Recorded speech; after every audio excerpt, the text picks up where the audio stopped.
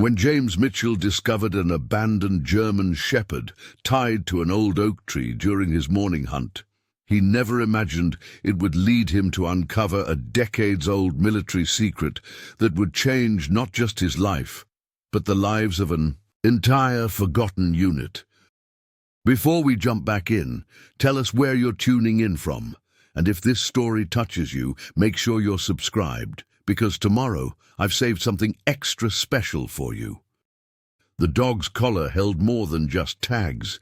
It held the key to a mystery that had haunted the forests of Pine Ridge for over 20 years, and time was running out to solve it. The early morning fog hung thick and heavy over Pine Ridge Forest, painting the landscape in ethereal shades of grey and white as James Mitchell adjusted his rifle strap for the 100th time. 25 years of hunting these same trails had taught him every dip, ridge and hollow of this ancient woodland. The familiar weight of his grandfather's restored Winchester Model 70 pressed against his shoulder, its well-worn wooden stock smooth beneath his gloved fingers. The late October air bit at his exposed face with just enough chill to keep him alert, carrying with it the earthy perfume of decaying leaves and damp moss that marked the heart of deer season in northern Montana.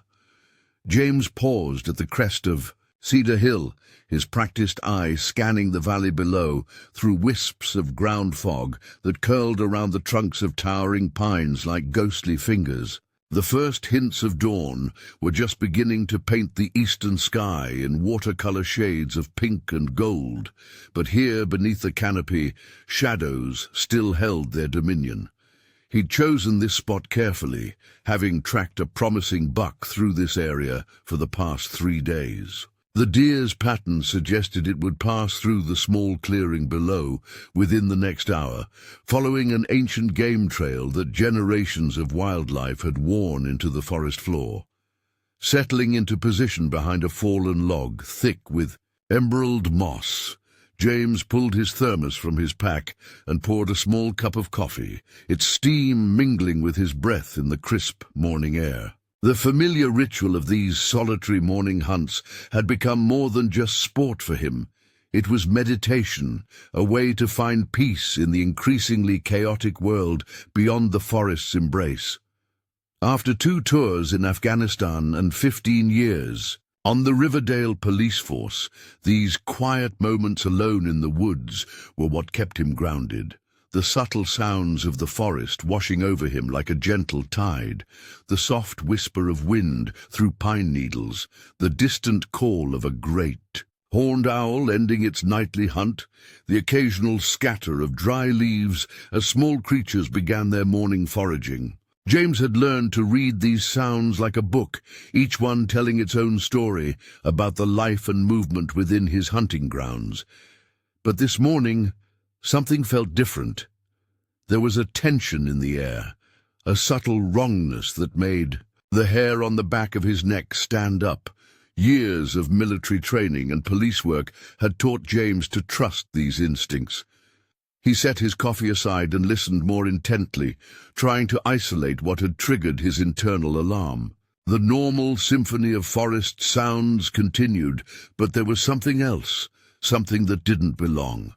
He closed his eyes, filtering through the layers of natural noise until he caught it. A faint, rhythmic sound, carrying on the morning breeze, something between a whimper and a soft keen. James frowned, checking his watch. 5:47 a.m., too early for other hunters to be in this section of the forest, and the sound wasn't quite right for any of the usual wildlife he encountered. His buck would be moving through soon, but 25 years of hunting had taught him another valuable lesson. Sometimes the hunt you plan isn't the one you're meant to pursue. Rising slowly from his position, James shouldered his rifle and began moving toward the sound, each step carefully placed to minimize noise. The fog seemed to thicken as he descended into the valley, reducing visibility to less than 30 yards. In some places, the whimpering grew slightly louder as he approached, taking on a more distinct character that tugged at his heart. It was definitely an animal in distress. The ground sloped gently downward, leading him into a part of the forest he rarely hunted. Old-growth trees dominated this section, their massive trunks rising like ancient pillars into the misty canopy above. The undergrowth was thinner here, making movement easier but also leaving him more exposed. James moved from tree to tree, using their bulk as cover more out of ingrained habit than any real concern for stealth. A massive oak tree loomed ahead. Through the fog, its twisted branches reaching out like gnarled fingers against the lightening sky. It was an anomaly in this pine-dominated forest, a landmark James had used for navigation, but had never had reason to approach closely. The whimpering was definitely coming from its direction now, accompanied by an occasional metallic clicking sound that set off more warning bells in his mind. As he drew closer, his police training kicked in, and he began cataloguing details automatically. Fresh boot prints in the damp earth, multiple sets, cigarette butts near the base of the tree, some still fresh enough that the rain hadn't destroyed them. Signs of recent human activity in an area that should have been pristine. Something was very wrong here. The fog parted like a theatre curtain as James circled the massive oak, revealing a scene that stopped him in his tracks. Tied to the tree with what looked like military-grade paracord was a German shepherd, its coat matted and dirty, but bearing the unmistakable bearing of a trained working dog. The animal's ribs showed through its fur, speaking of days without proper food, but its eyes, those eyes held an intelligence that James had seen before, in dogs that wore badges or served alongside soldiers in combat zones. "Easy there, boy," James said softly, lowering his rifle and setting it carefully against a nearby tree. The dog's ears perked forward at his voice, but it maintained its position, watching him with an intensity that seemed almost human. No barking, no aggressive moves, just that steady, assessing gaze that spoke of serious training. James approached slowly, keeping his movements deliberate and non-threatening. His mind was already spinning with questions. Who would abandon a dog like this? Why here, in this remote section of forest? The paracord was tied with precision, using knots that looked military standard, definitely not the work of some casual hiker or local troublemaker. As he got closer, he could see that despite its condition, the dog's muscle structure and stance screamed professional training. This wasn't some family pet that had gotten lost in the woods. Every detail about the animal spoke of purpose, of incapability. The dog allowed him to approach, maintaining its disciplined pose, but tracking his movement with those intelligent eyes.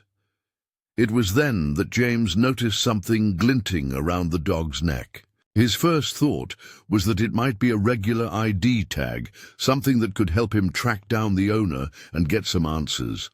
But as he carefully reached out to examine it, his breath caught in his throat. The metal tags hanging from the dog's collar weren't civilian identification. They were military tags, and they bore markings he hadn't seen in over 2 decades. James's hands trembled slightly as he gently turned the tag to catch the growing morning light. The information stamped into the metal made his blood run cold. K9 7725 SD, Operation Silent Dawn.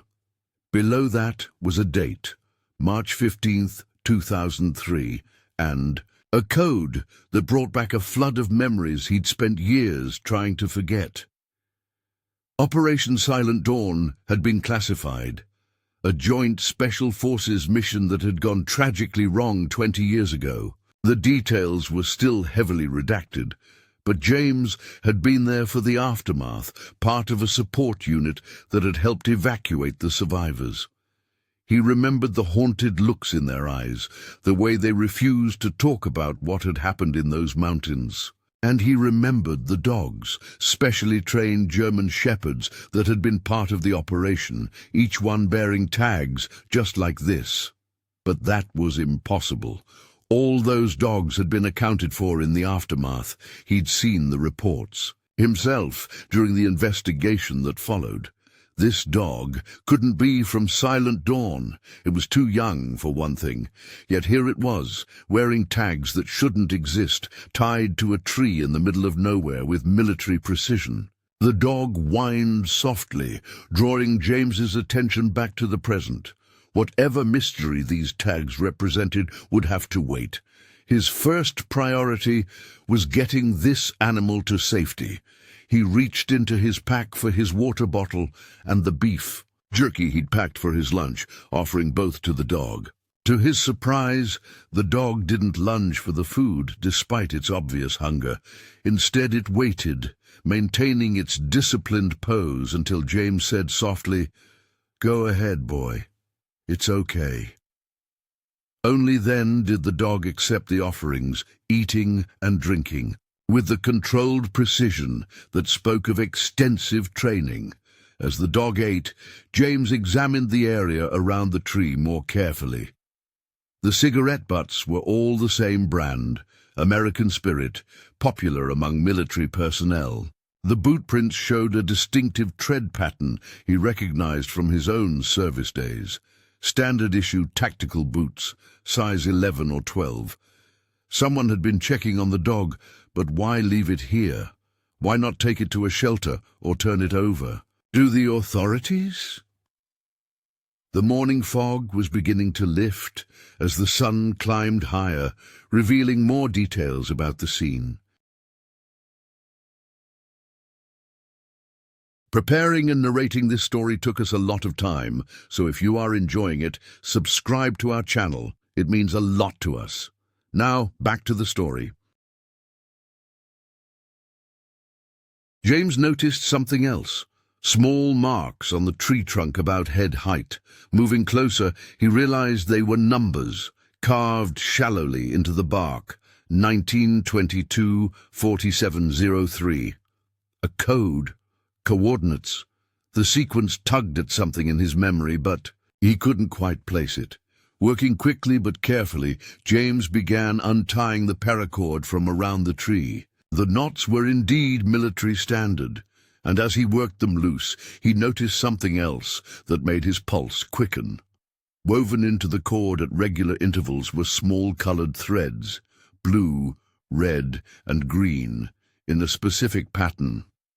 It was a marking system used by special forces to identify equipment, and this particular pattern belonged to a very specific unit, the same unit that had been involved in Operation Silent Dawn. The dog stood shakily as James finally freed it from the tree, but its training showed through even in its weakened state. It maintained perfect heel position as they began walking back toward the trail that would lead them to James's truck. The sun was fully up now, burning away the last of the morning fog and revealing a forest that suddenly seemed full of secrets. James's mind raced as they walked. The dog's tags, the coded markings, the unit-specific paracord. None of this was random. Someone had left this dog here deliberately, knowing it would eventually be found. But why? And why here, in this specific location? Operation Silent Dawn had taken place thousands of miles away in a different country. What connection could it possibly have to these Montana woods? The dog stayed close to his side, occasionally pressing against his leg in a way that seemed almost reassuring, as if it sensed his growing unease. Its movements, despite its weakened condition, showed the fluid grace of a highly trained military working dog. Every few minutes it would stop, nose testing the air, before resuming its steady pace beside him. As they walked, James pulled out his phone. thankful for the single bar of service that sometimes reached these remote areas. He scrolled through his contacts until he found the number for Dr. Sarah Chen, the local veterinarian who had helped him with injured wildlife he'd found. Over the years, Sarah was also a veteran, having served as a military veterinarian before settling in their small Montana town. If anyone could help him understand what was going on with this dog, it would be her. The call went straight to voicemail, and James left a brief message explaining the situation. As he slipped the phone back into his pocket, his fingers brushed against something in the lining, a small, worn notebook he always carried but rarely used. Something about those numbers carved into the tree was still bothering him. He pulled out the notebook and wrote them down. 1922-4703. The dog watched him write, its intelligent eyes following the movement of his pen. For a moment, James could have sworn he saw recognition in those eyes, as if the numbers meant something to the animal. But that was impossible, wasn't it? Then again, everything about this situation seemed impossible. They were about halfway back to his truck when the dog suddenly stopped, its entire body going rigid. James froze instinctively, years of training, kicking in as he scanned their surroundings. The forest had gone quiet, too quiet. No bird calls, no rustling in the underbrush. Every hunter knew what that meant. Something was out there, something that didn't belong. The dog's ears were forward, its nose working the air currents. James slowly unslung his rifle, more for comfort than any real expectation of needing it. They stood there for long moments, man and dog, reading the forest's warnings. Finally, the dog relaxed slightly, but James noticed it was now staying closer to him, its body language protective rather than seeking protection. The rest of the walk passed without incident, but James couldn't shake the feeling that they were being watched. The dog's behavior confirmed his suspicions. Every few minutes it would stop and look back the way they had come, its posture alert, but not alarmed. Whatever or whoever was out there, the dog didn't seem to consider them an immediate threat. When they finally reached his truck, James helped the weakened dog into the passenger seat. As he was closing the door, he noticed something he'd missed before, a small pocket sewn into the dog's collar, almost invisible unless you knew what to look for. Inside was a tightly folded piece of paper, protected from the elements by a thin plastic sleeve. With trembling fingers, James unfolded the note. The handwriting was precise, military-style block letters, but the message was brief and cryptic. The dawn still echoes. Find Captain Marcus Shaw. Time is running out. Below the message was a symbol James hadn't seen in 20 years, the unofficial insignia of the Silent Dawn operation, a stylized wolf's head surrounded by a crescent moon.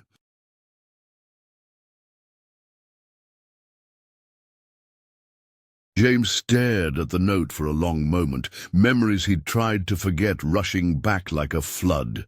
Captain Marcus Shaw had been the commander of the Silent Dawn operation, but according to official records, he'd been killed when the mission went wrong. James had never met him personally, but he remembered the stories. A legendary Special Forces officer who had revolutionized the military's canine program. If Shaw was alive, if he was somehow connected to this dog. James looked at the animal, sitting calmly in his passenger seat. Those intelligent eyes met his, and in that moment, he knew his quiet life was about to become very complicated. Whatever was going on here, whatever secrets this dog had been left to reveal, they were connected to one of the military's darkest classified operations. The sun was fully up now, the morning's ethereal fog replaced by crisp autumn clarity. James's planned deer hunt was long forgotten, replaced by a mystery that seemed to grow deeper with each passing minute. As he started the truck's engine, he glanced again at the note in his hand, then at the dog beside him. 20 years ago, he'd been a young soldier who'd helped clean up after Operation Silent Dawn went wrong. Now, somehow, the operation's ghosts had found their way to his quiet Montana forest, tied to a tree, and wearing military tags that shouldn't exist. The dog settled into the seat, its posture still alert, but more relaxed now that they were moving.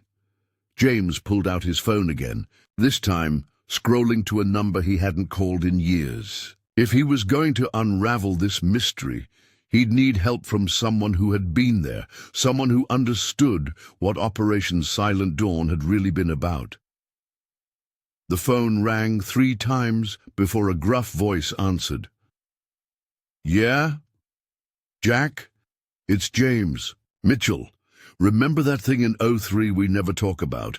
Well, I think it just followed me home." The silence on the other end of the line stretched for several heartbeats before Jack replied, his voice tight with tension. "What did you find?" "A dog, military trained, wearing Silent Dawn tags." Another long pause. "Don't take it to the authorities. Don't call anyone else. Meet me at the old ranger station in 2 hours, and James, watch your back. If what I think is happening is really happening, this is just the beginning." James ended the call and looked at the dog again. Its eyes were fixed on the road ahead, as if it already knew where they were going and what was coming next. The morning's peaceful hunting trip had turned into something else entirely. The beginning of a mystery that would force him to confront a past he'd tried to forget, and secrets that powerful people had worked very hard to keep buried.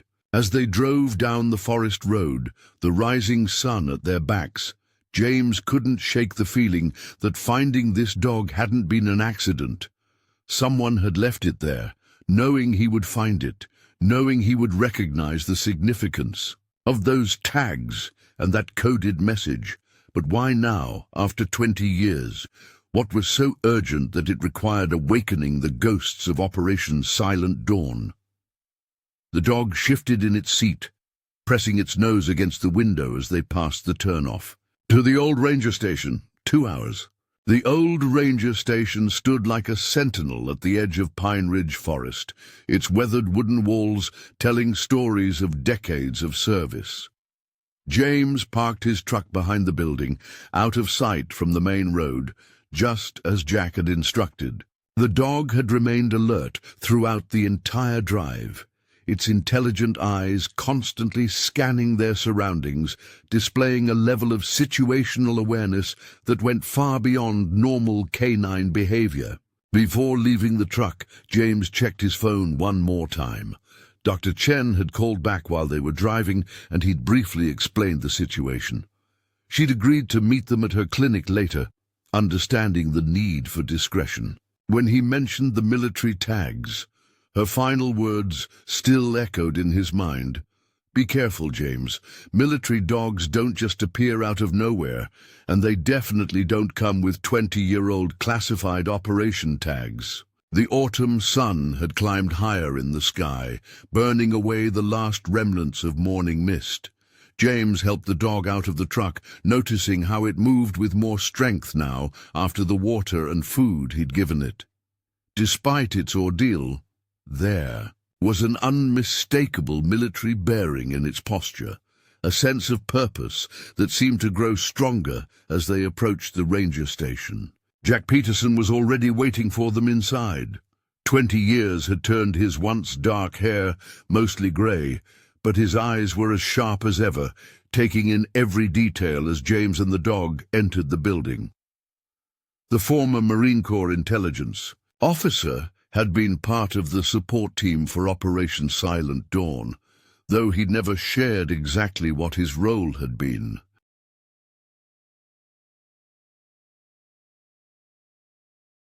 These days, he worked as a private security consultant, but James knew he still maintained connections with his old military networks. "Well, I'll be damned," Jack said softly, his eyes fixed on the dog. Where exactly did you find him? James described the location, watching as Jack's expression grew increasingly troubled. When he mentioned the numbers carved into the tree, 19 to 22, 47, 3, Jack's face went pale. "Show me the note," Jack demanded, holding out his hand. James passed over the folded paper from the dog's collar. Jack read it twice, then walked to the station's old wood stove and burned it immediately, watching until the paper was completely consumed. "What I'm about to tell you doesn't leave this room," Jack said, his voice low and serious. Operation Silent Dawn wasn't just another Special Forces mission. It was something else entirely, something that was never supposed to see the light of day. The dog had positioned itself between them and the door, its posture alert but relaxed, as if it was guarding them. Jack noticed this and nodded approvingly. These weren't ordinary military working dogs. They were part of a classified program called Project Echo, an attempt to create something beyond the traditional military K9 units. James sat down heavily in one of the old wooden chairs. "What do you mean, beyond traditional?" Jack ran a hand through his grey hair, choosing his words carefully. The official story was that Silent Dawn was a failed Special Forces operation in Afghanistan. The truth is, it was a cover for Project Echo's field test. They developed a way to enhance the dog's cognitive abilities, create a deeper connection between handler and animal. Those numbers you found carved in the tree? That's a Project Echo activation code. Each dog had one linked to their specific handler. "But that was 20 years ago," James protested. "This dog can't be from the original program. It's too young." "No, it can't be," Jack agreed. "But look at its eyes. Really look." James turned to study the dog, which met his gaze with that same unsettling intelligence he'd noticed earlier. There was something there, something that went beyond even the impressive capabilities he'd seen in other military working dogs. Project Echo didn't end with Operation Silent Dawn, Jack continued. The official records show it was shut down after the incident, but some of us suspected they just took it deeper underground. Captain Shaw was the program's biggest advocate, brilliant but obsessed with pushing the boundaries of what was possible. "The note mentions Shaw," James said, "but he's supposed to be dead." Jack's laugh was bitter. A lot of things about Silent Dawn were supposed to be something other than what they were. Shaw was reported KIA because it was convenient, easier than explaining why one of our most decorated Special Forces officers had gone off the grid. With classified research and 3 of the program's dogs, the dog's ears perked up at the mention of Shaw's name, and it made a soft whining sound that drew both men's attention.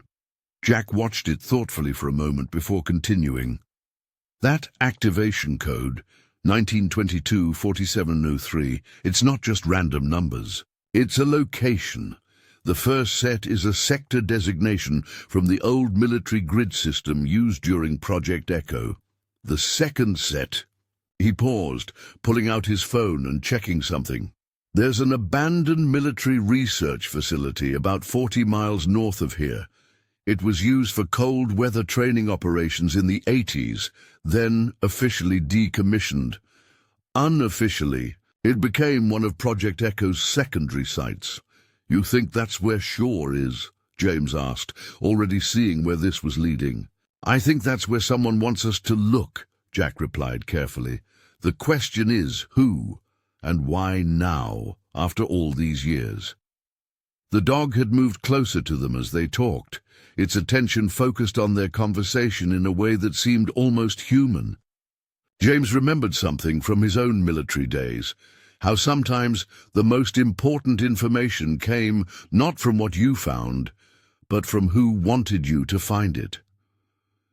"We need to know more about this dog," James said. "I've got a friend, a vet, who served. She's willing to help. No questions asked." Jack nodded slowly. Dr. Chen, I know her reputation. She can be trusted. But we need to be careful about who else finds out about this. Project Echo had a lot of powerful people invested in keeping it buried. As if to emphasize his point, a vehicle could be heard approaching on the gravel road outside. The dog was instantly alert, a low growl rumbling in its throat. Jack moved to the window, staying hidden behind the faded curtain. Black SUV, government. Plates, he reported quietly. 2 men in suits. This is not a coincidence. James reached for his rifle, but Jack shook his head. No, we need to leave. Now.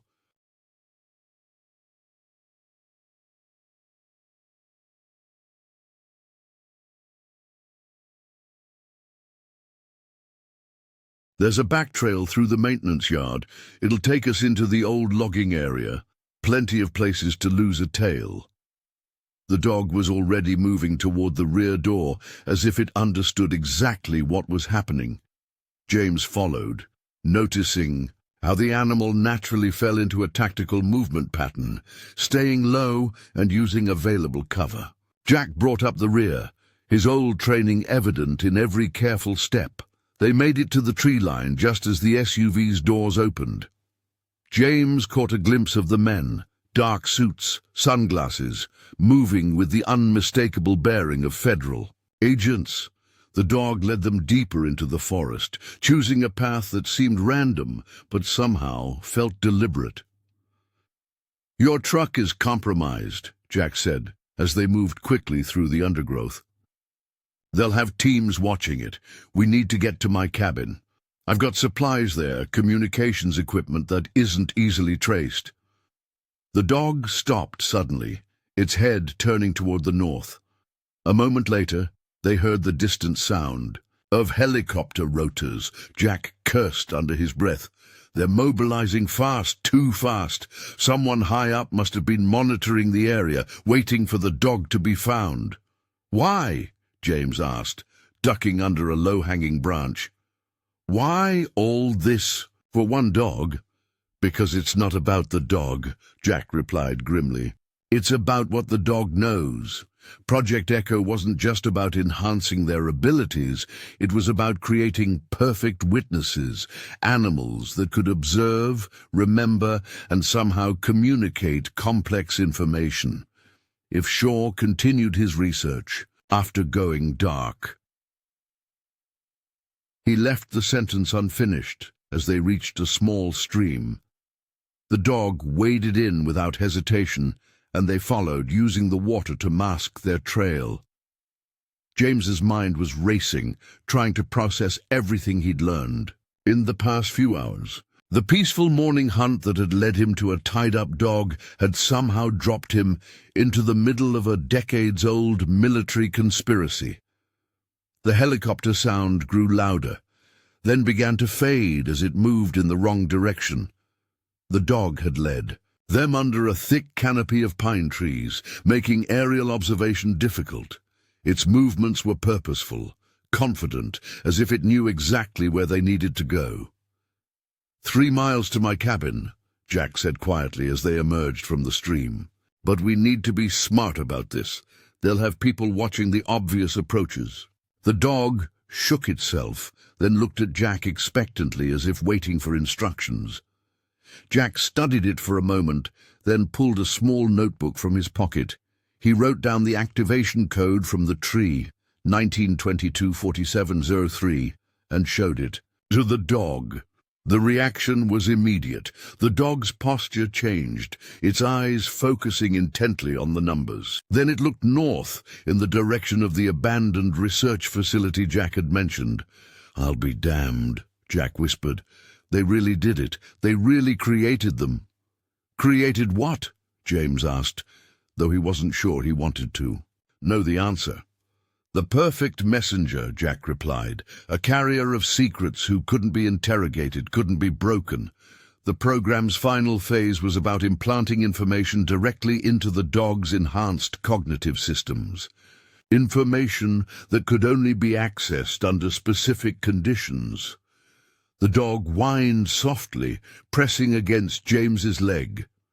Despite its obvious intelligence and training, it was still a dog, tired, hungry, and recently traumatized. Whatever secrets, it carried whatever purpose it had been given, it needed rest and care first. "We need to get to Dr. Chen's," James insisted. "The dog needs medical attention, and she might be able to help us understand more about its condition." Jack considered this for a moment, then nodded. "Agreed, but not by any direct route, and we need to find a way to contact her without using our phones. They'll be monitoring all electronic communications by now." As if in confirmation of his words, both their phones suddenly lost signal. Jack pulled his battery out immediately, gesturing for James to do the same. "Old habits," he explained with a grim smile. "Never assume any technology is secure when you're dealing with classified programs." They moved through the forest with careful precision, the dog naturally taking point position. Its military training was even more evident now, the way it checked corners and maintained tactical spacing. Whatever had been done to enhance its cognitive abilities, its core training remained intact. Shaw was obsessed with the potential, Jack explained as they walked. He believed dogs could be more than just military assets. He saw them as potential carriers of crucial intelligence, living databases that couldn't be hacked or compromised. The brass thought he was going too far, especially after some of his later experiments showed unexpected results. "What kind of results?"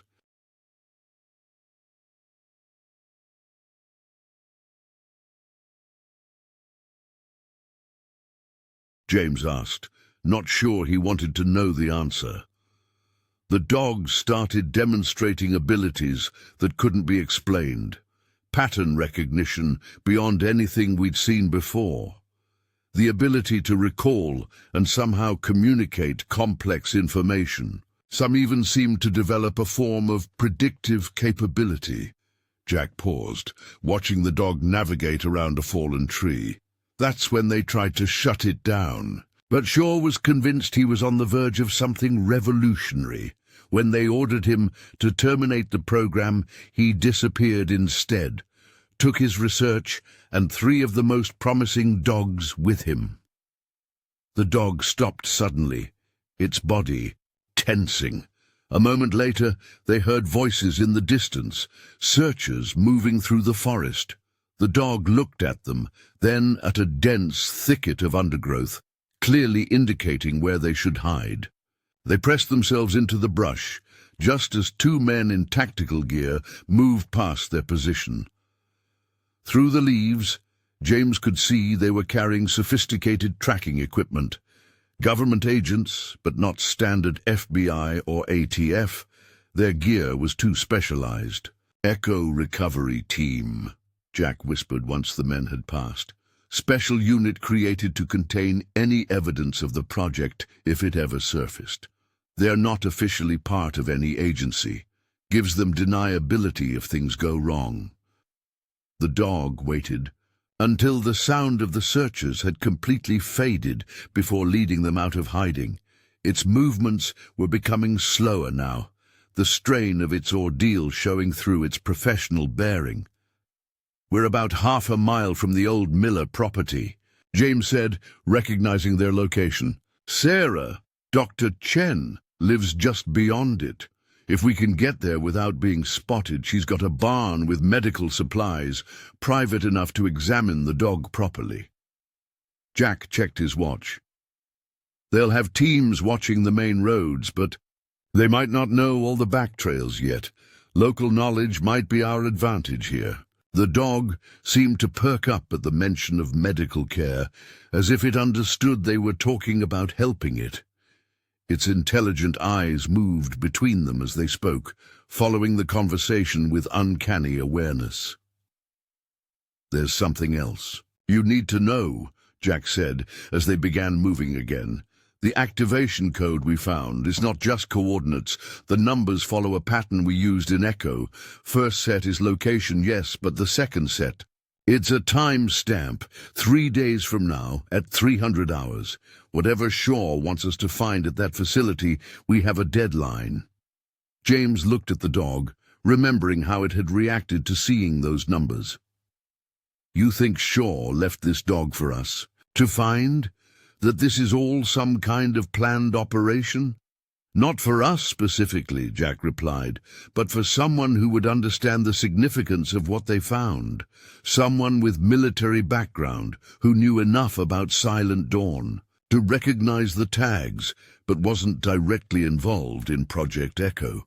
Someone who could be trusted to do the right thing. The implications of that made James's head spin. 20 years of hunting in these woods, always using the same trails, following the same patterns. Had he been watched, evaluated, chosen for this moment? The dog stumbled slightly, its exhaustion finally showing through its training. James knelt beside it, offering his water bottle and some more of the beef jerky from his pack. As the dog ate, he examined its tags again, looking for any other clues they might have missed. That's when he noticed something else.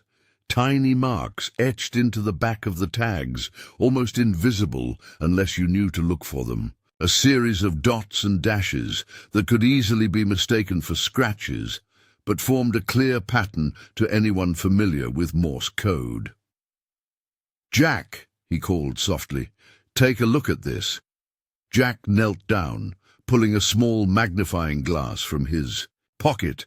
He studied the marks for several long moments, his expression growing increasingly troubled. "It's a warning," he said finally. "Project Echo lives. The dogs remember. Find us before they do."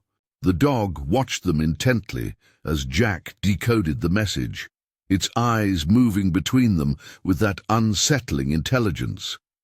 Whatever secrets it carried, whatever mission it had been given, one thing was becoming increasingly clear. They were now part of something much bigger than a simple rescue of an abandoned animal. In the distance, another helicopter passed overhead, its sound a reminder that time was not on their side. They needed to reach Dr. Chen's clinic, needed to understand more about what had been done to this dog and what it knew. But most importantly, they needed to figure out why. After 20 years of silence, the ghosts of Project Echo had chosen this moment to resurface. The dog stood up, shaking itself as if to dispel its fatigue. Despite its exhaustion, its bearing remained professional, focused.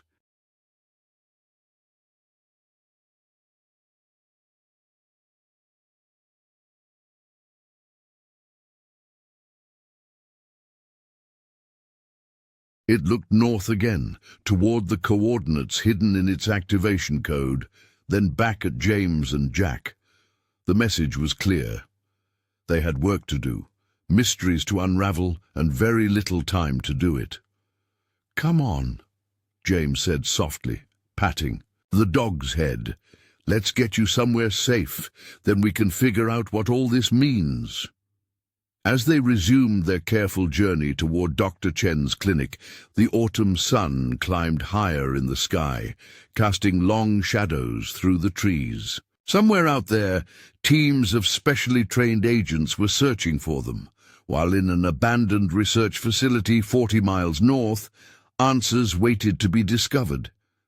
And walking beside them through the Montana wilderness was a dog that carried secrets worth killing for, its enhanced mind holding pieces of a puzzle that had remained unsolved for 20 years. The peaceful morning hunt that had led James to that old oak tree seemed like a lifetime ago now. He had set out looking for deer and instead found himself drawn into a web of military secrets, classified research, and enhanced animals. As they moved carefully through the forest, avoiding the search teams that grew more numerous by the hour, he couldn't shake the feeling that finding this dog hadn't been the beginning of the story. It had been the beginning of the end, the final chapter, of a mystery that had waited 2 decades to be solved. The dog looked up at him as if reading his thoughts, its intelligent eyes holding secrets that could change everything. Whatever Project Echo had created, whatever Captain Shaw had discovered that made him go dark with his research, the truth was walking beside them on 4 legs.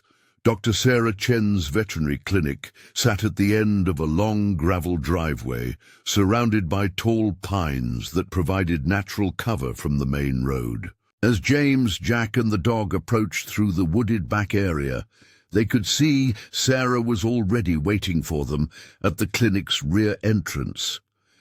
Her small frame was dwarfed by the building's weathered walls, but there was nothing diminutive about her bearing.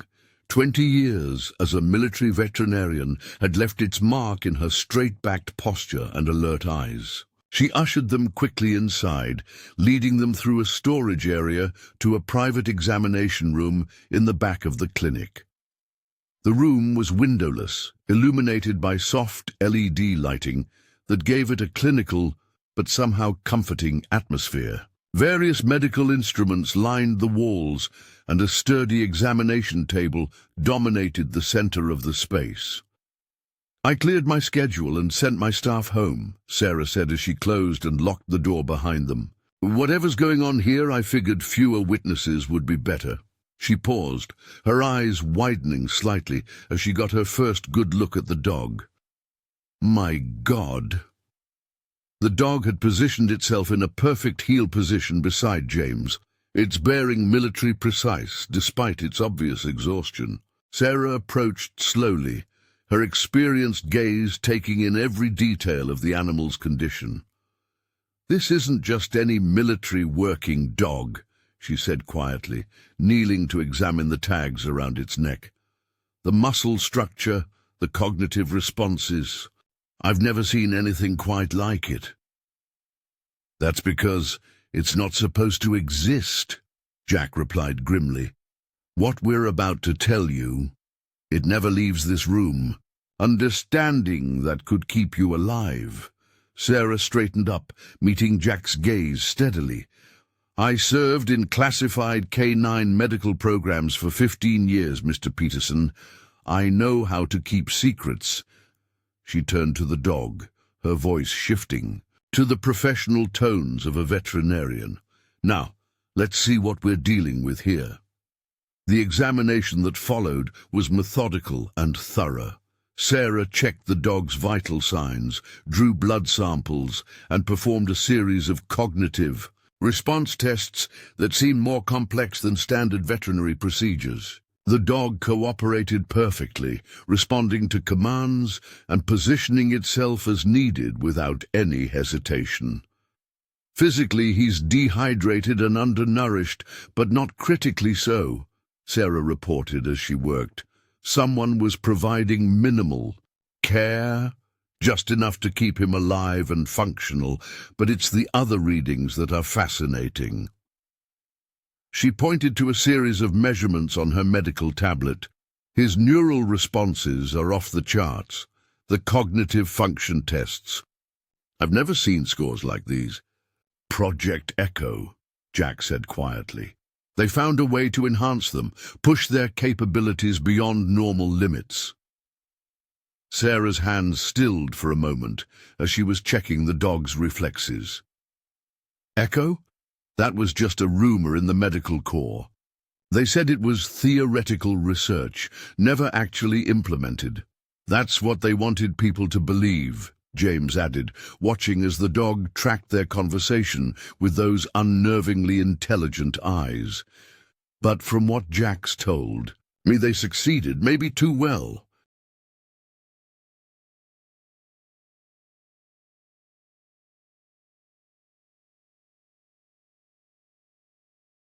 Sarah moved to her computer, pulling up what looked like research papers.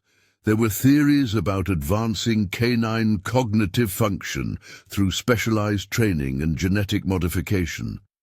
But the ethical implications... She paused, looking back at the dog. The physical markers are unmistakable now that I know what to look for. Enhanced neural pathway development, advanced cognitive processing indicators. They really did it.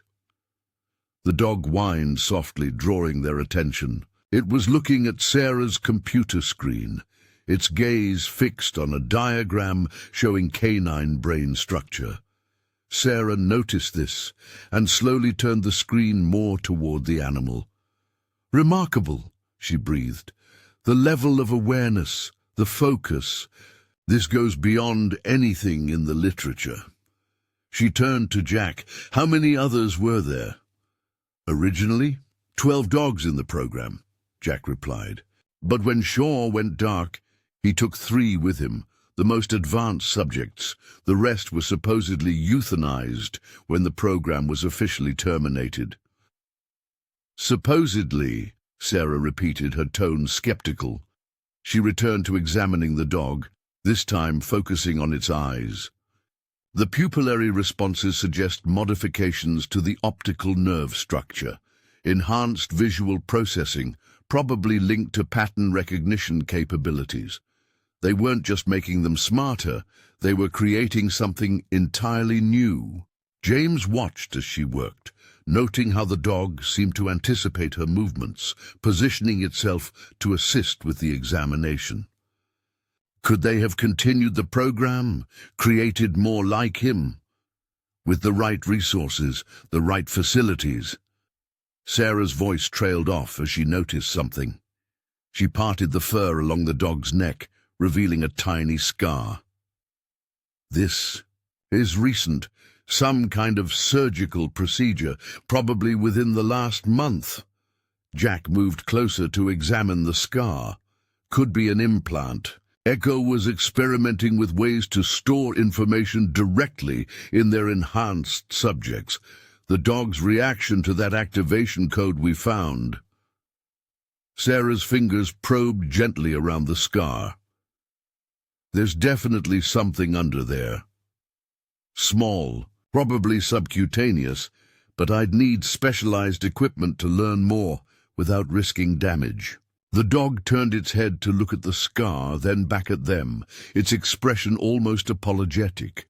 James had seen enough military working dogs to recognize their range of expressions, but this was different.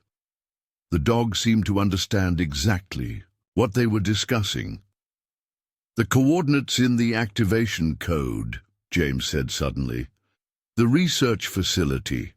Would it have the kind of equipment you'd need?" "If it was an Echo facility, probably better," Jack replied. "But we're not the only ones who'll be heading there. That recovery team we saw, they'll have the same information we do." Sarah was already moving to a locked cabinet in the corner of the room. She pulled out several bottles of medication and supplies, packing them efficiently into a medical bag. "He needs antibiotics and proper nutrition before attempting anything strenuous, and I'm coming with you." "Sarah, this could get dangerous," James protested. She fixed him with a steady gaze. "I'm the only one here with the medical knowledge to understand what they did to him.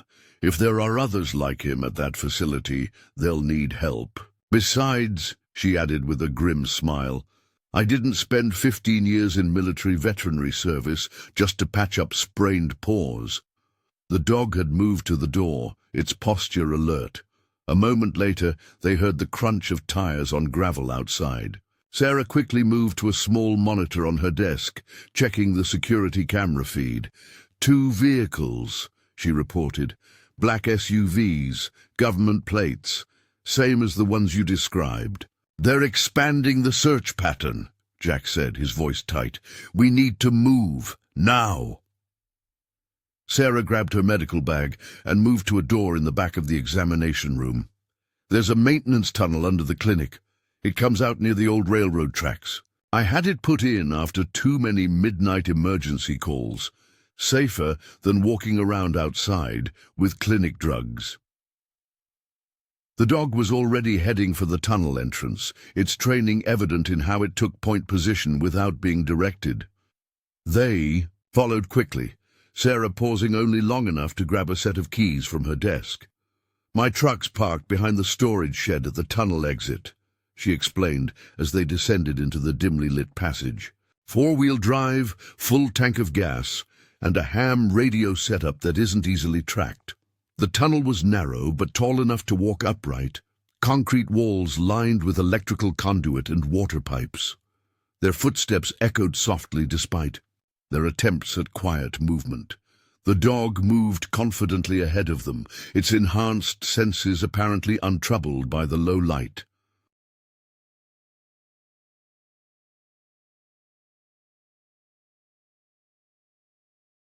They were about halfway through when the dog suddenly stopped, its head turning toward the tunnel ceiling. A moment later, they heard muffled voices above them, followed by the sound of the clinic's front door being opened. "They're faster than they used to be," Jack muttered. 20 years ago, echo recovery teams were good, but not this good. They've evolved too." Sarah led them around a corner to where the tunnel branched. "Alternative exit," she whispered. "Added it last year after a mountain lion started stalking the regular route. Comes out a quarter-mile east of the main exit."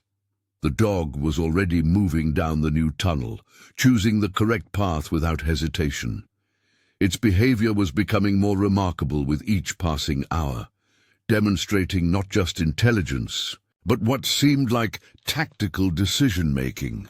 They emerged from the tunnel into thick undergrowth, the afternoon sun filtering through the pine branches above them. Sarah's truck was exactly where she said it would be, a rugged Ford F-250 with oversized tires and a camper shell over the bed. "I do a lot of remote veterinary work," she explained as she unlocked the vehicle. "Modified it for rough terrain and long stays in the backcountry. Never thought I'd be using it to evade government agents." The dog jumped into the back seat without being prompted, positioning itself to watch both sides of the vehicle. Jack took the passenger seat while James climbed in back with the dog, noting how it shifted to maintain tactical coverage of their position. Sarah started the engine just as shouts erupted from the direction of the clinic. The recovery team had found the tunnel. She pulled out onto a narrow fire road, driving with the practiced skill of someone used to navigating difficult terrain. "The research facility," she said as they bounced along the rough track. "What exactly are we hoping to find there?" "Answers," Jack replied, checking a paper map he'd pulled from his pocket. Why Shaw went dark with his research, why he continued the program in secret, and most importantly, why he chose now to reveal its existence. The dog whined softly from the back seat, drawing their attention. It was looking north again, toward their destination, its expression showing an almost human concern. "The surgical scar," Sarah said, negotiating a particularly rough section of road. "The timing can't be a coincidence. Whatever information Shaw implanted, whatever message he needed to send, something must have changed, something that made him decide it was time to bring Echo back into the light." James watched the dog as it processed their conversation, its enhanced intelligence becoming more evident with each passing hour. Could the implant be dangerous? To the dog, I mean? Sarah's expression grew troubled, without knowing exactly what they did. The original Echo research pushed a lot of ethical boundaries. The enhancements themselves were controversial enough, but using living creatures as secure information carriers? The medical implications alone. They justified it as necessary. For national security, Jack added grimly. Enhanced dogs that could observe, remember, and somehow communicate complex intelligence without risk of electronic interception or human error. The perfect courier system for the most sensitive information. The dog pressed against James's leg, as if seeking reassurance. Despite its incredible capabilities, it was still an animal that had been through trauma, carrying burdens it never asked for. "The facility will have records," Sarah said, turning onto a logging road that would take them deeper into the national forest. "Medical files, research data. If we can access those, I might be able to understand what they did and how to help him." "Assuming we can get there first," Jack replied, studying the map. "The recovery team will have called in their location by now. They'll know where we're headed." "Maybe that's part of the plan," James suggested, remembering how deliberately the dog had been placed for him to find. What if Shaw wanted to force their hand, bring them out into the open? The dog's ears perked up at this suggestion, its tail wagging slightly, as if in confirmation. Sarah caught this reaction in her rearview mirror and frowned thoughtfully. The enhanced cognitive functions. They were supposed to include advanced pattern recognition, right? The ability to understand complex situations. She paused, considering something. What if the dog isn't just carrying information? What if it's actively part of whatever Shaw has planned? The implications of that idea settled heavily in them as the truck wound its way deeper into the forest. The dog watched the passing landscape with those intelligent eyes, occasionally looking at each of them as if measuring their readiness for whatever lay ahead. "We've got about 3 hours. Until sunset," Sarah said, checking her watch.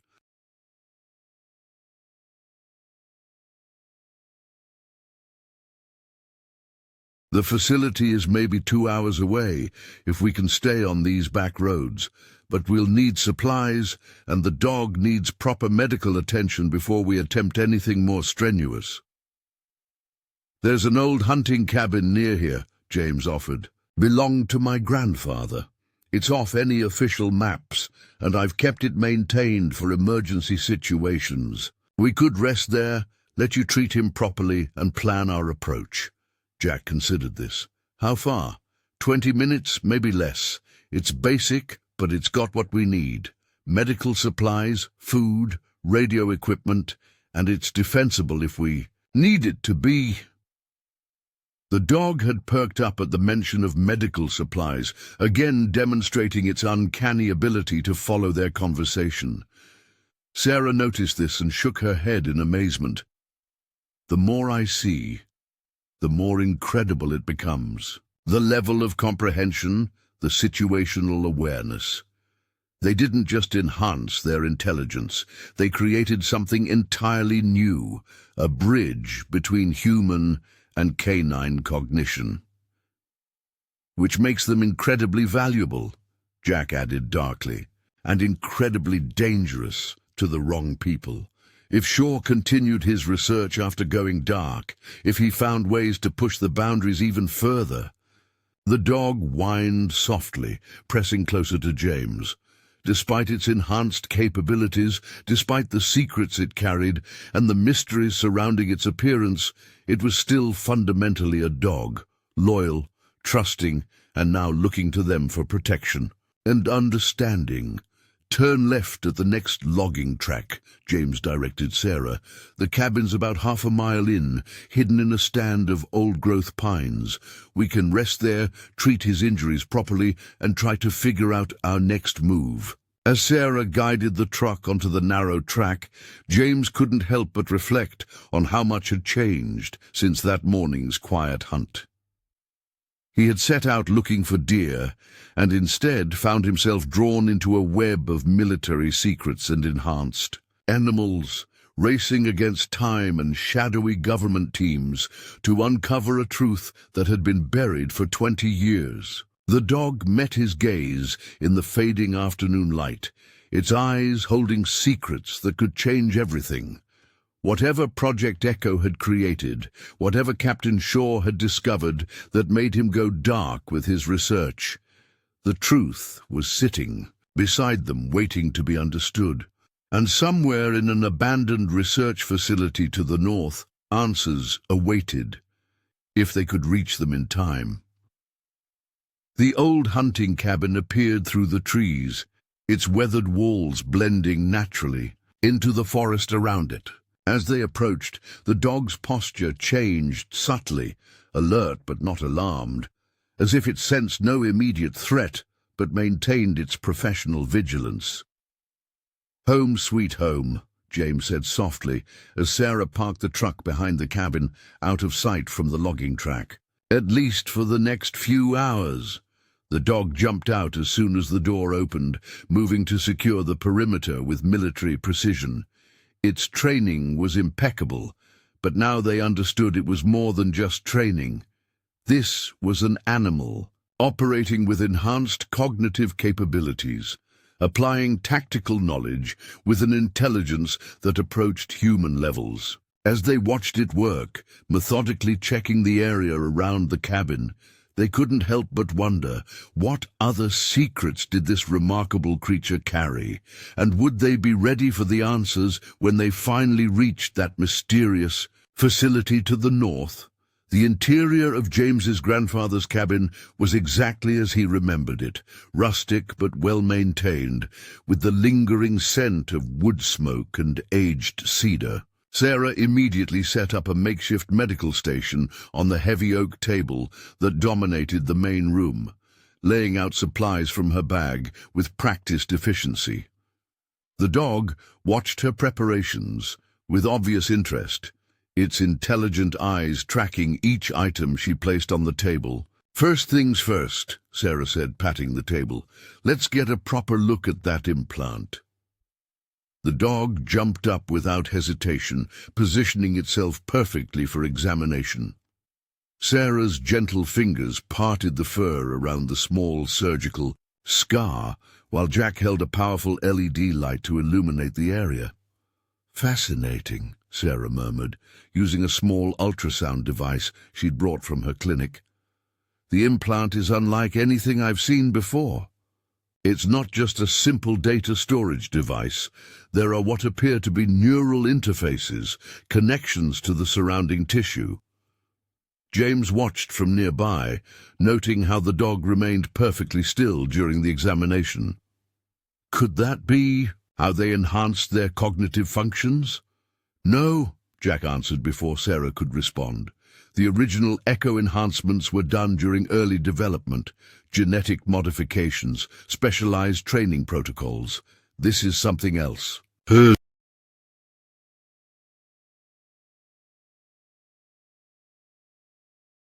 He leaned closer to look at the ultrasound image on Sarah's tablet. "This is new technology." "He's right," Sarah confirmed, her fingers ghosting over the scar. "The surgical technique, the device itself, this is cutting edge. Whatever Shaw's been doing for the past 20 years, he's been advancing the science far beyond what Project Echo originally achieved." The dog turned its head to look at the ultrasound image, then back at them, its expression somehow conveying both confirmation and concern. Sarah noticed this and frowned thoughtfully. "The level of awareness is remarkable. He doesn't just understand what we're saying. He's actively participating in the discussion, trying to communicate in whatever way he can." "Which makes you wonder," Jack said grimly, "what exactly he's trying to tell us."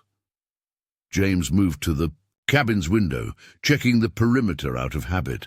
The afternoon sun was sinking toward the mountains, painting the forest in deep shadows. "How long until you can treat him properly?" "An hour, maybe 2, Sarah replied, already preparing. "An IV line. He needs fluids, antibiotics, and proper nutrition before we try anything more strenuous, and I want to run a few more tests on that implant." The dog accepted the IV needle without flinching, maintaining its perfect position on the table. As Sarah worked, Jack pulled out his map again, spreading it across a corner of the table. "The research facility is here," he said, pointing to a location marked only as decommissioned military storage. Based on old Echo protocols, they'll have multiple approach routes, all of them monitored, but there might be something they don't know about. He reached into his pocket and pulled out a weathered notebook, its pages yellow with age. I kept notes during my time with the program, things that seemed odd, details that didn't quite add up, including, he flipped to a particular page, references to an underground access system that wasn't on any official blueprints. The dog's ears perked up at this, its attention shifting from Sarah's medical ministrations to Jack's notebook. Sarah noticed the reaction and paused in her work. "Show him the map," she suggested. "Let's see how he responds." Jack turned the map so the dog could see it clearly. The animal studied it intently, its enhanced intelligence evident in how its gaze moved methodically across the paper. Then, very deliberately, it placed its paw on a specific point about 2 miles south of the facility. "Well, I'll be damned," Jack breathed. "That's exactly where my notes suggested the hidden entrance would be." "Could be coincidence," James said, though he didn't really believe it. The dog looked at him with what could only be described as exasperation, then returned its attention to the map. This time, it traced a path with its nose, from the hidden entrance to the main facility. "Not coincidence," Sarah said quietly. "This is exactly what Echo was trying to achieve. Enhanced cognitive function combined with complex information retention and communication capabilities." She finished connecting the IV and stepped back to observe the dog more fully. But this goes beyond even what the original program documented. The level of comprehension, the ability to understand abstract representations like maps. "Shaw must have continued the research," Jack mused, studying the path the dog had indicated. Refined the process, pushed it further. But why? What was so important that he spent 20 years in hiding, advancing a program that had already crossed ethical lines? The dog whined softly, drawing their attention back to it.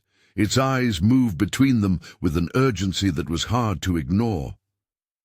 "The activation code," James said suddenly. "The timing. 3 days from now at 0300 hours. What if that's not just when we need to be there? What if that's all the time we have?" Sarah checked the surgical scar again, her expression troubled. "The implant. There's something about its configuration that suggests temporariness, like it's not meant to be a permanent installation." "A time limit," Jack said grimly. "Insurance to make sure whatever information Shaw encoded would be acted on quickly." He looked at the dog with new concern. "Is the implant dangerous to him?" Sarah shook her head slowly. "Not directly, I don't think. But it's clearly interfacing with his neural pathways, the longer it stays in." The dog pressed its nose against her hand, as if trying to reassure her. Despite its enhanced intelligence and the burdens it carried, there was still something fundamentally dog-like in its desire to comfort. James moved to check the cabin supplies, his mind racing. "So we have less than 3 days to infiltrate a secure facility, find whatever Shaw wants us to find, and figure out how to help him, all while avoiding a government recovery team that's probably getting reinforcements as we speak."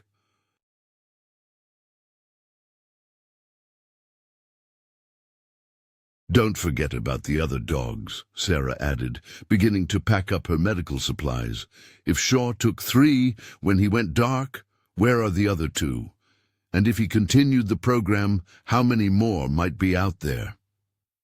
The dog's reaction to this question was subtle but noticeable.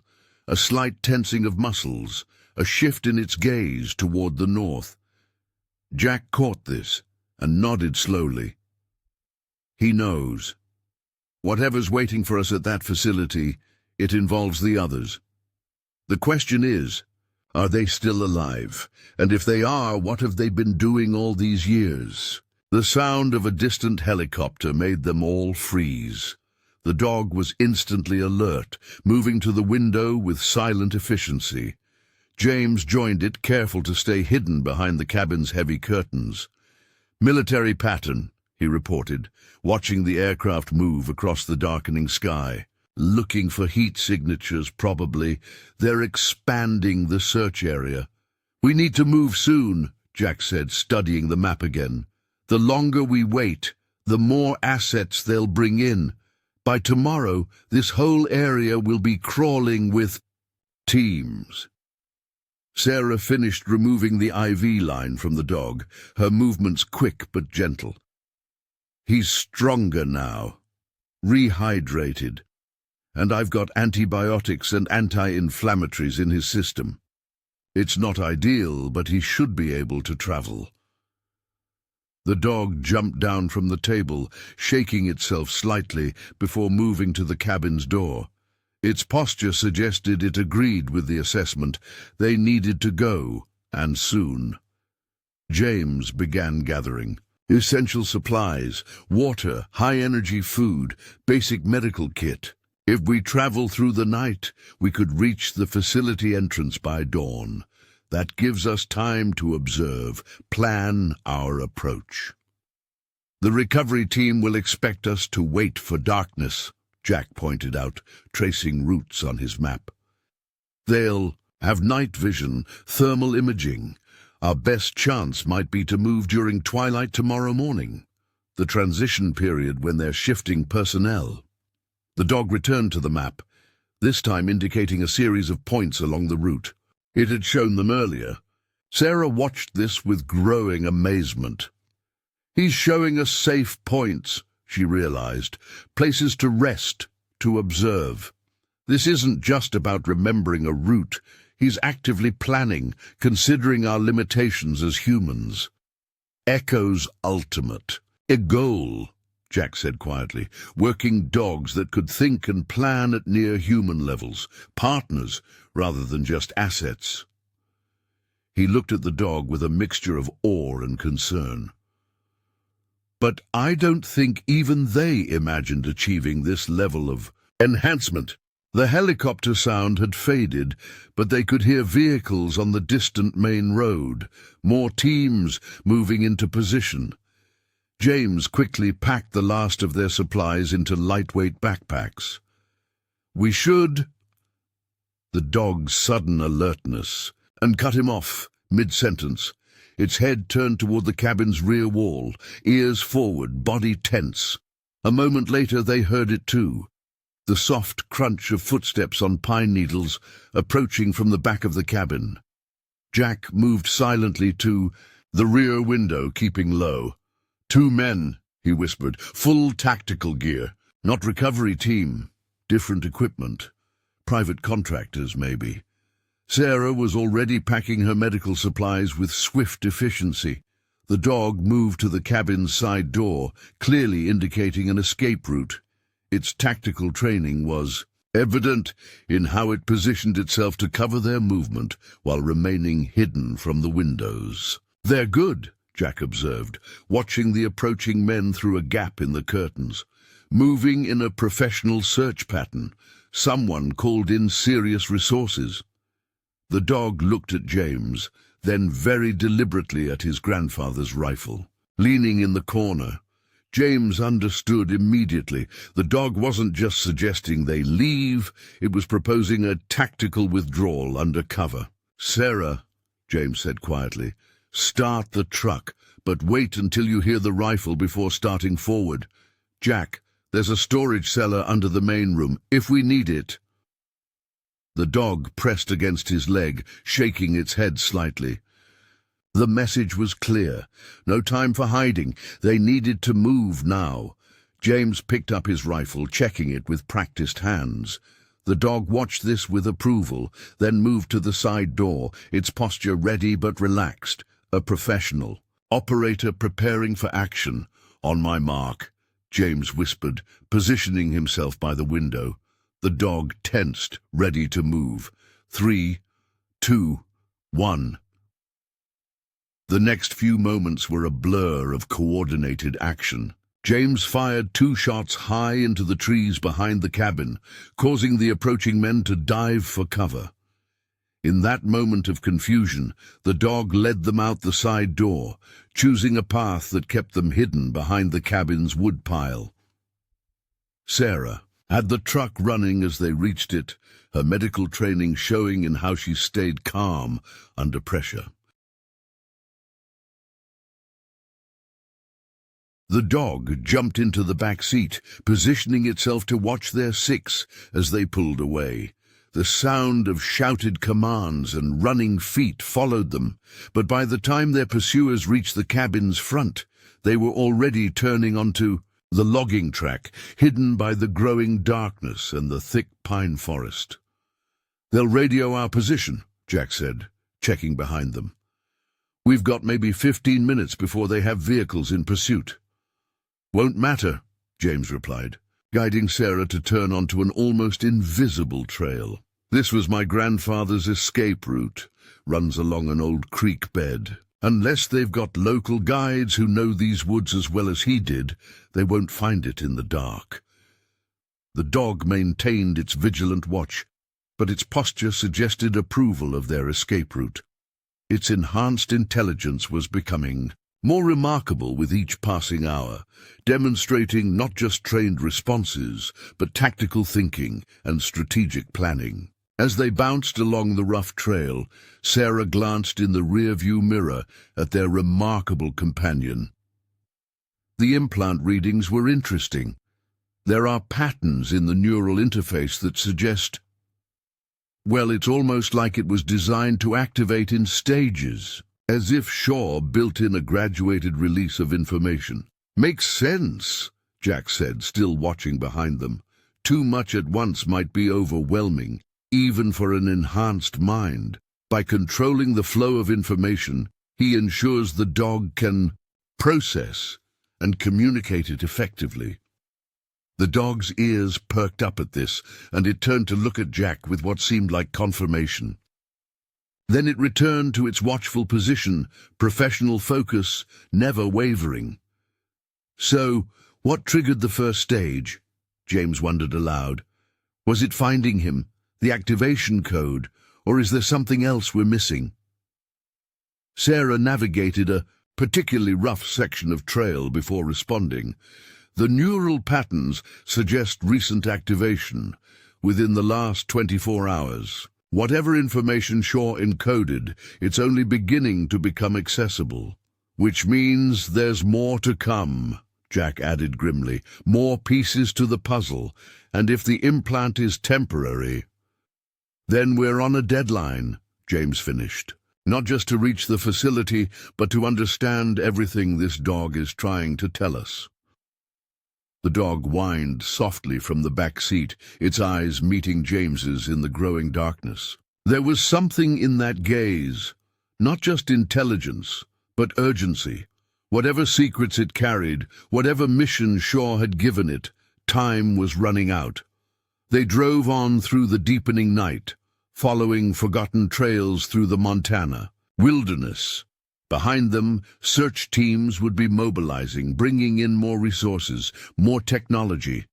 Ahead lay an abandoned research facility that held answers to a 20-year-old mystery. And sitting in the back seat, watching over them, with enhanced intelligence and unflagging loyalty, was a dog that carried secrets worth killing for. The peaceful morning hunt that had led James to that old oak tree seemed like a lifetime ago now. He had set out looking for deer and instead found himself drawn into a web of military secrets, classified research, and enhanced animals. As they moved carefully through the darkness, avoiding the search teams that grew more numerous by the hour, he couldn't shake the feeling that finding this dog hadn't been the beginning of the story. It had been the beginning of the end, the final chapter of a mystery that had waited 2 decades to be solved. The dog looked up at him, as if reading his thoughts, its intelligent eyes holding secrets that could change everything. Whatever Project Echo had created, whatever Captain Shaw had discovered that made him go dark with his research, the truth was watching over them, guiding them toward answers that had been hidden for far too long. The pre-dawn light painted the Montana sky in shades of deep purple and midnight blue as Sarah brought the truck to a stop in a small clearing. They had driven through the night, following forgotten logging trails and old fire roads, guided by Jack's knowledge of the area and the dog's uncanny sense of direction. Now 2 miles from the facility's hidden entrance, they prepared for the final approach on foot. The dog was first out of the vehicle, moving with renewed energy after its rest and medical treatment. The past hours had given Sarah's medications time to work, and the animal's movements showed strength and purpose. It immediately began a perimeter check, its enhanced senses scanning for any sign of pursuit or surveillance. "No patrols in this sector," Jack reported, studying the area through compact military-grade binoculars. "They're concentrating their forces around the facility's main entrance, just like Echo protocols would suggest." James shouldered his pack, checking that his grandfather's rifle was secure.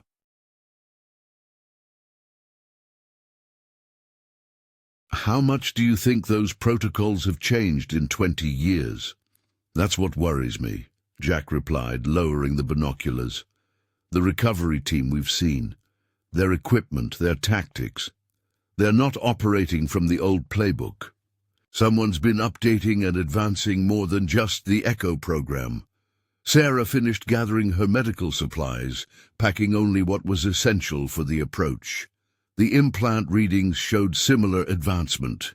Whatever Shaw's been doing all these years, he's had help, resources. This isn't just one man working in isolation. The dog returned from its perimeter sweep, moving to the map Jack had spread on the truck's hood. With deliberate precision, it indicated a series of points leading to their target, natural features and terrain that would provide cover during their approach. "Still amazing," Sarah murmured, watching the dog plan their route. "The level of strategic thinking, the ability to understand and communicate complex tactical information. Even knowing about the Echo program, it's almost impossible to believe." "Believe it," Jack said grimly. "And remember, if they achieved this level of enhancement, these dogs aren't just carrying information. They're active participants in whatever's about to happen."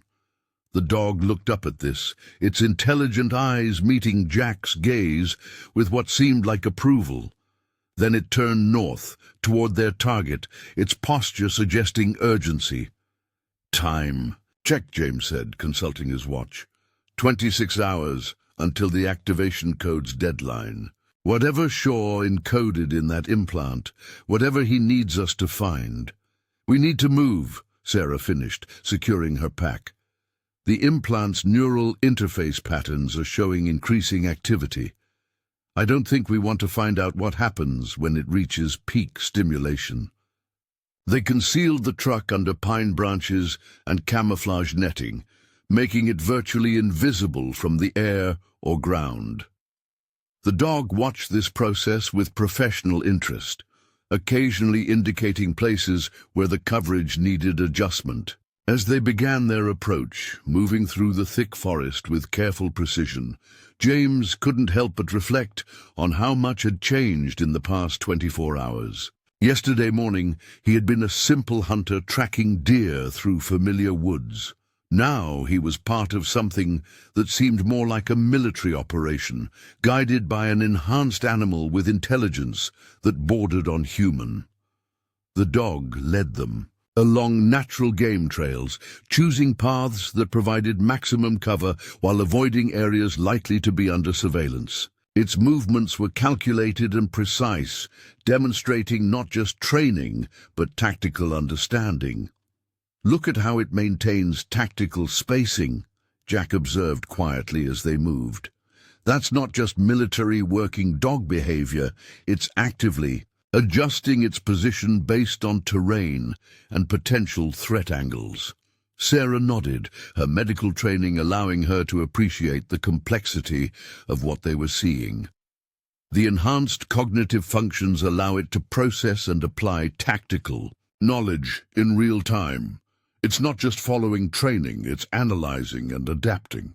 The dog paused suddenly, its head turning toward a distant sound that human ears couldn't detect. A moment later they heard it too, the faint whop-whop of helicopter rotors, still far off but approaching. Without hesitation, the dog led them to a dense thicket of young pines, their branches creating a natural canopy that would hide them from aerial observation. They waited in silence as the helicopter passed overhead, its search pattern suggesting it was using thermal imaging equipment. "They're getting more aggressive," Jack whispered once the sound had faded, "bringing in everything they've got. Whatever Shaw encoded in that implant, they want it badly." The dog pressed against James's leg, its expression somehow conveying both concern and determination. Despite its incredible capabilities, it was still an animal that had formed a bond with them, particularly with James, who had found it tied to that tree. "The implant's neural activity is increasing," Sarah reported, checking readings on a small medical device. "Whatever information it's carrying, the release sequence is accelerating. We might have less time than we thought." The dog's reaction to this was immediate. It moved to take point again, its posture indicating they needed to continue their approach. The urgency in its movements was clear. They resumed their careful advance through the forest, following the dog's lead. The morning sun was climbing higher now, burning away the last traces of dawn mist and creating long shadows through the trees. These shadows provided additional cover, but they also meant visibility was improving for any search teams in the area. "Hold up," Jack said suddenly, dropping to one knee. The dog was already alert, its attention focused on something ahead of them, movement at our 2 o'clock, about 100 yards out. Through the trees, they could see figures moving with military precision.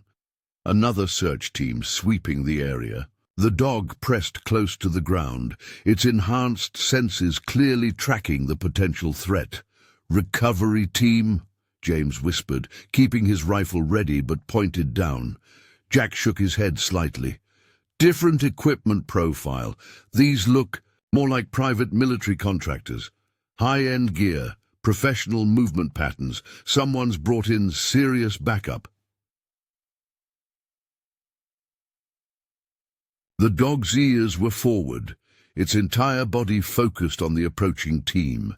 Then, very deliberately, it looked at James's rifle, then at a point far to their left. "He wants us to create a distraction," Sarah realized, reading the dog's intent. "Draw them away from our approach route."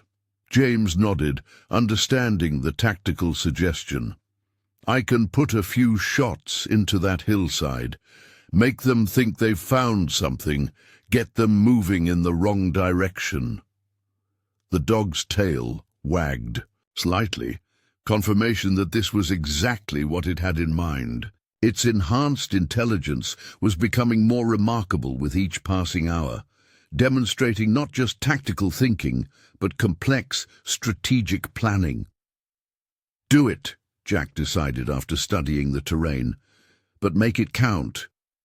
We won't get a second chance at this." James moved carefully to a better firing position, using the natural cover of a fallen log. The dog stayed close, its body language suggesting it was ready to move as soon as the distraction was in play. The shots, when they came, were perfectly placed, far enough from their position to be believable, but close enough to draw immediate attention. The effect was instantaneous. The search team immediately moved toward the sound, their tactical information suggesting they thought they had found their quarry. The dog was moving before the echo of the last shot faded, leading them through a dense patch of undergrowth that the search team had just vacated. Its timing was perfect, using the distraction to maximum advantage while the searchers were focused elsewhere. "That was something else," Sarah whispered as they put distance between themselves and the search team. The tactical understanding, the ability to communicate complex strategy through simple gestures. Echo's ultimate goal, Jack replied, quietly. Working dogs that could think and plan at near-human levels. But this... He watched as the dog navigated them through a particularly challenging section of terrain. This goes beyond anything in the original program documentation. The dog paused at the top of a small rise, its posture alerting them to another change. In the situation, through the trees ahead, they could see their first glimpse of the facility, a complex of low buildings surrounded by security fencing, all of it looking abandoned and overgrown. Perfect cover, Jack observed. Who'd look twice at another decommissioned military storage site in the middle of nowhere? The dog's attention was focused on a point about 50 yards to their left, a slight depression in the ground that would be easy to miss if you didn't know what to look for. It moved toward this spot with purpose, clearly indicating they should follow. The hidden entrance from your notes? James asked Jack, who nodded slowly. Has to be, but how does he know about it? This facility was abandoned long before Shaw went dark with the program. The dog looked back at them, its expression suggesting that if it could speak, it would have many answers to give. Instead, it continued leading them toward the depression, its movements becoming more cautious as they approached. Sarah checked her medical readings again, her expression growing concerned. The implant's neural interface is showing increasing complexity in its signal patterns. Whatever information Shaw encoded, it's becoming more active as we get closer to the facility. The dog whined softly at this, pressing against James's leg.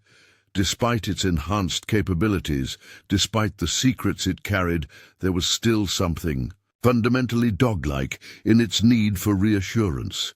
"Easy, boy," James said quietly, patting its head. "We'll figure this out." They reached the depression, which revealed itself to be a carefully concealed entrance to what looked like an old drainage system. The dog moved to the edge, indicating they should follow, its enhanced senses clearly detecting no immediate threats below. "Well," Jack said, checking his watch, 24 hours until the activation code's deadline. Whatever Shaw wants us to find, whatever secrets this dog is carrying. They're down there. The dog looked at each of them in turn, its intelligent eyes conveying both urgency and determination. Then it turned back to the entrance, ready to lead them into whatever mysteries awaited below. "Just one question," Sarah said as they prepared to descend. "If this facility has been abandoned for 20 years, why does it look like someone's been maintaining this entrance?" The dog's reaction to this observation was subtle but noticeable. A slight tensing of muscles, a shift in its gaze that suggested Sarah had hit upon something important. Because it hasn't been abandoned, Jack realized. Shaw didn't just go dark with his research. He moved it here, right under everyone's nose. And he's been here all along, waiting for the right moment to bring it all to light. The implications of that revelation settled over them as they prepared to enter the facility. The dog watched them with those intelligent eyes, its enhanced, mind-holding secrets that were about to change everything they thought they knew about Project Echo. The peaceful morning hunt that had led James to that old oak tree seemed like a lifetime ago now. He had set out looking for deer, and instead found himself drawn into a web of military secrets, classified research, and enhanced animals. As they prepared to descend into the hidden entrance, following a dog that carried secrets worth killing, for he couldn't shake the feeling that they were about to uncover something that would change everything. The dog looked up at him as if reading his thoughts, its intelligent eyes holding both reassurance and warning. Whatever Project Echo had created, whatever Captain Shaw had discovered that made him go dark with his research, the truth was waiting for them somewhere in the depths of this facility, and time was running out to uncover it. Sarah secured her medical equipment, Jack checked his tactical gear, and James ensured his rifle was ready. The dog watched these preparations with professional approval, its enhanced mind clearly understanding the importance of what was to come. "Ready?" James asked, though he wasn't sure any of them could truly be ready for what they might find below. The dog's response was to take point position, its training and enhanced capabilities perfectly aligned for whatever challenges awaited them. As they began their descent into the facility's hidden entrance, the morning sun disappeared behind them, leaving them in a world of shadows and secrets that had waited 20 years to be revealed. The truth about Project Echo, about Shaw's disappearance, about these remarkable animals with their enhanced minds, it was all waiting somewhere in the darkness ahead. And leading them toward those answers was a dog that had been specifically chosen and prepared for this moment, carrying information that powerful people would kill to obtain. The underground passage descended deeper into the earth, its concrete walls bearing the marks of decades of service. Emergency lighting strips cast everything in a pale blue glow, revealing that this was no simple drainage system. This was a professionally maintained access tunnel. The dog moved ahead with purpose, its enhanced senses scanning for any threats as they ventured further into the facility's hidden infrastructure. "These lights are newer," Jack observed quietly, his experienced eye noting details. "High efficiency. LEDs probably installed within the last year. Someone's definitely been maintaining this place." Sarah checked her medical tablet, frowning at the readings. The implant's neural activity is spiking. Whatever information it's carrying, being here, is triggering something. The dog stopped suddenly, its head tilting as if listening to something beyond human hearing. Then it turned down a side passage that looked identical to the others they'd passed, but its certainty suggested this was no random choice. The tunnel opened into what had clearly once been a security checkpoint. Old monitoring equipment lined the walls, screens dark and covered in dust, but among the obsolete technology was something that didn't belong. A modern biometric scanner, its display glowing with quiet readiness. The dog moved directly to the scanner, pressing its nose against the recognition pad. The device hummed to life, a green light washing over the animal's face. "Identity confirmed," a computerized voice announced. "Echo Protocol 725, active. Welcome back, Thunder." The name hit James like a physical blow. Thunder? The same Thunder from the original Echo program. "Impossible," Jack breathed. "Thunder would be over 20 years old by now. This has to be." "A descendant," Sarah finished, her medical training leading her to the conclusion. Shaw didn't just continue the program. He bred from the original enhanced subjects, passed the genetic modifications down through carefully selected bloodlines. The dog, Thunder, looked back at them, its intelligent eyes seeming to confirm their realization. Then it turned its attention to a door that was sliding open in response to its biometric authentication. Beyond the security checkpoint lay a facility that defied their expectations. Instead of abandoned military storage, they found a state-of-the-art research complex. Modern computer systems lined the walls, their displays showing active data streams. The air was clean and climate-controlled, suggesting regular maintenance and active use. "It's a command center," Jack said, his tactical assessment immediate. "But look at the setup. It's designed for canine operators. The controls, the display heights, even the keyboard alternatives." Thunder moved through the space with familiar ease, clearly comfortable in this environment. It led them to a central console where a video began playing automatically, triggered by their presence. Captain Marcus Shaw's face filled the main screen.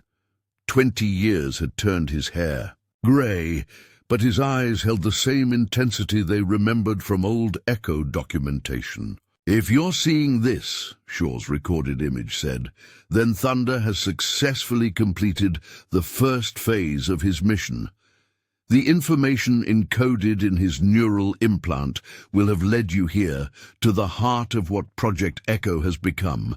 Thunder sat at attention, watching the recording of his handler with obvious recognition. Despite the years that had passed, the bond between them was still evident. "What I discovered 20 years ago went beyond enhanced cognitive function," Shaw continued. "The Echo subjects weren't just becoming smarter. They were developing capabilities we couldn't explain. Pattern recognition that bordered on precognition, information processing that defied our understanding of canine cognition, and something else, something that made certain people very nervous." The screen split, showing footage of the original Echo trials, dogs performing tasks that should have been impossible, demonstrating understanding that went far beyond training. "They wanted to terminate the program," Shaw's voice continued over the footage, "destroy the subjects and bury the research. They were afraid of what we'd created, afraid of what it meant for their understanding of consciousness itself. So I made a choice. I took the 3 most advanced subjects and disappeared." Thunder whined softly at this, drawing their attention. The dog's eyes were fixed on the screen, watching his handler's image with an intensity that spoke of deep connection. "For 20 years we've continued the work in secret, refining the process, breeding new generations of enhanced subjects, pushing the boundaries of what's possible. But now—" Shaw's expression grew grave. "Now we've discovered something that changes everything. Something that those in power would kill to keep hidden." The screen filled with complex data, genetic sequences, neural mapping results. That meant little to James, but made Sarah gasp in recognition. The enhancements weren't just affecting cognitive function, she realized, studying the displays. They were evolving, each generation showing new capabilities, new potential. "More than that," Jack added, his voice tight with understanding. "Look at the pattern recognition results, the predictive accuracy ratings. These dogs weren't just getting smarter, they were developing abilities that went beyond conventional understanding." Thunder moved to another console, activating a new series of displays. Security footage began playing, showing other dogs, like him, working at computers, solving complex problems, communicating through sophisticated interfaces. "What you're seeing represents 20 years of evolution," Shaw's recording continued. "But it's also evidence of something more fundamental. Proof that consciousness itself is more complex, more remarkable than we ever imagined. The Echo subjects didn't just develop enhanced intelligence, they became something entirely new, a bridge between human and canine cognition, between different forms of consciousness itself." The dog pressed against James's leg, drawing his attention to another screen. This one showed thermal imaging of the facility's upper levels and the teams of armed men now entering through the main access points. "They're here," Jack said grimly. "Recovery teams, private contractors, they're securing the facility." "Which is exactly what we predicted," Shaw's image said, the recording somehow anticipating this development. "Thunder's neural implant contains more than just directions to this facility. It contains everything, all our research, all our discoveries, and most importantly, proof of what certain government agencies have been really doing with this technology." Sarah checked her medical readings again, her expression concerned. The implant's neural activity is approaching critical levels. Whatever information it's carrying, it's about to become fully accessible. Thunder moved to the center of the room, positioning himself beneath a sophisticated scanning array.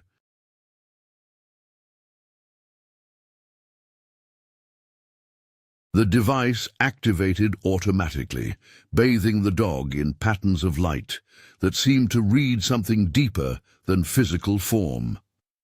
The implant was never meant to be permanent, Shaw explained as the scan proceeded. It was a delivery system, designed to activate in stages, leading you here at exactly the right moment. The final stage isn't about downloading information, it's about understanding what these remarkable animals have truly become. The scanning array completed its work, and Thunder turned to face them. In that moment, something changed. The intelligence in those eyes wasn't just enhanced anymore. It was something else entirely, something that made them question everything they thought they knew about consciousness and communication. And then, impossibly, they heard a voice, not through speakers or any physical means, but directly in their minds, Thunder's voice, carrying thoughts as clear as spoken words. "We need to show you the truth," the voice said, "about what we are, about what we can become, and about why they're so afraid of what Project Echo really discovered." The shock of this revelation was interrupted by the sound of boots in the upper corridors. The recovery teams were getting closer, sweeping the facility with professional precision. "Time is running out," Thunder's thoughts continued, "but that's why I chose you, James, why I let you find me tied to that tree. Because sometimes the right person at the right moment can change everything." James looked at the dog. No, at the being that he had found just 24 hours ago. In that moment, he understood that his peaceful morning hunt had led him to something far more significant than he could have imagined. This wasn't just about military secrets or classified research. This was about the next step in evolution, about breakthroughs that could change our understanding of consciousness itself. "The others are waiting," Thunder communicated. "The ones Shaw has been protecting all these years, the ones who carry the future of both our species in their enhanced genes. But we need your help to ensure that future isn't buried by those who fear what they don't understand." Sarah's medical training and Jack's tactical experience had prepared them for many things, but nothing quite like this. Yet as they heard boots on the stairs leading down to their location, they knew they had to make a choice. "Trust goes both ways," Thunder's thoughts reached them. "I trusted you would understand when you found me. Now I'm asking you to trust what we've become." James looked at his companions, saw the same decision in their eyes. Then he turned back to Thunder, to the remarkable being that had led them to this moment. "Show us," he said simply. Thunder's response was immediate. The facility's hidden systems activated, revealing passages and chambers they hadn't known existed. And in those chambers were more dogs like him, dozens of them, each carrying the enhanced genetics and evolved consciousness that Project Echo had unleashed. "They're coming," Jack warned, hearing the search teams getting closer. "Let them come." Thunder's thoughts reached them with calm certainty. They're about to learn what 20 years of evolution really means. What happens when consciousness itself evolves beyond their ability to control it. The other enhanced dogs moved into position, their coordinated actions showing both military precision and something far beyond normal training. As the recovery teams breached the outer security doors, Thunder looked at James one last time. "Sometimes the most important discoveries come when we least expect them." The dog's thoughts touched his mind. Sometimes a morning hunt leads to something that changes everything. James readied his rifle, Sarah prepared her medical knowledge, and Jack brought his tactical experience to bear.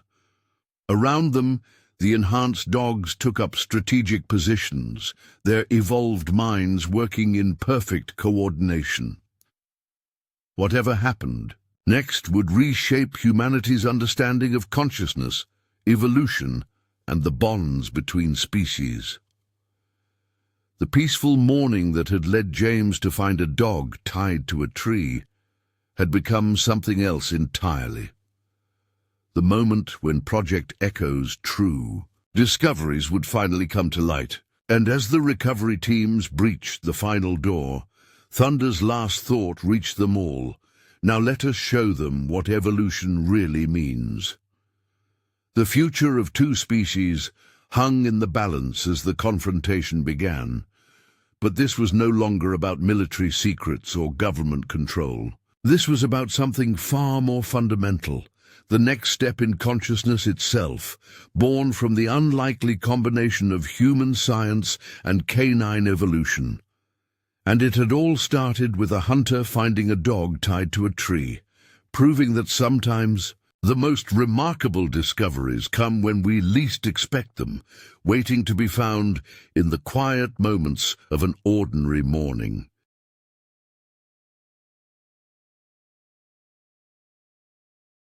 Up next, you've got two more standout stories right on your screen.